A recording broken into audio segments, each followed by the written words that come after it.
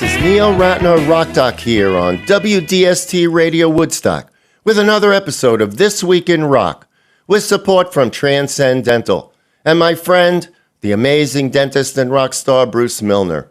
Visit Transcendental, his stunning new office at 2 Maverick Road on the corner of Maverick Road and Route 375.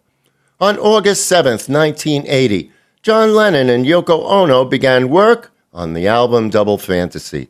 The album marked Lennon's return to the music business after a 5-year hiatus to raise his son Sean. In June of 1980, Lennon had embarked on a sailing trip from Newport, Rhode Island to Bermuda. During the journey, the 43-foot schooner encountered a severe storm. One by one, the crew of 5 were overcome with fatigue and seasickness, save for Lennon, who was eventually forced to take the helm alone for 6 hours. And according to John, I was so centered after the experience at sea that I was tuned into the cosmos and all these songs came. Sean had really appreciated growing up with his father always being there. And as John explains, Sean was not too happy when John returned to the studio to record Double Fantasy.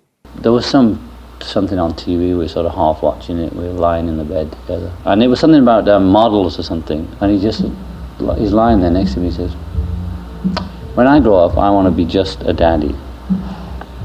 I said, "Oh, I see." I said, "You mean that you wish I wasn't making this record, right? And I was being just a daddy?" He says, "Yeah, that's right." So I said, "Well, you know what?" I says, remembering all these housewives I'd seen interviewed as they got liberated. I could hear myself talking. I was saying, well, you see, it makes Daddy happy to make the music. And if Daddy's happy, then when he's with you, he'll have less tension, you know? Because he knows what tension is. He knows when I'd get tense would be when I was torn or unfulfilled, you know? And I said, it doesn't take long. It'll only be another week or something like that. And then I'll be back here with you, you know?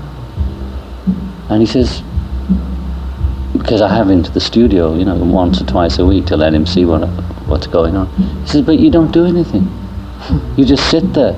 So he hadn't seen me performing with the musicians or singing, you know, the first session, because I was too nervous after 5 years, or even after 2 weeks.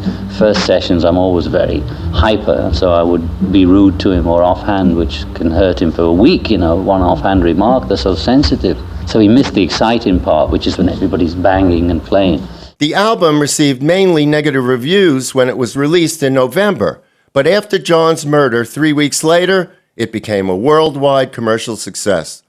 Double Fantasy went on to win the 1981 Grammy Award for Album of the Year, and in subsequent decades, the album has been viewed favorably, with Lennon's songs in particular garnering praise as some of his finest. John was very moved by his time raising Sean and wrote the song Beautiful Boy for his son. Paul McCartney has said it's among his favorite Lennon songs, and the song contains one of my favorite lines. Life is what happens to you while you're busy making other plans, which was taken from an Alan Saunders 1957 Reader's Digest article. Okay, let's listen. From Double Fantasy, John Lennon and Beautiful Boy.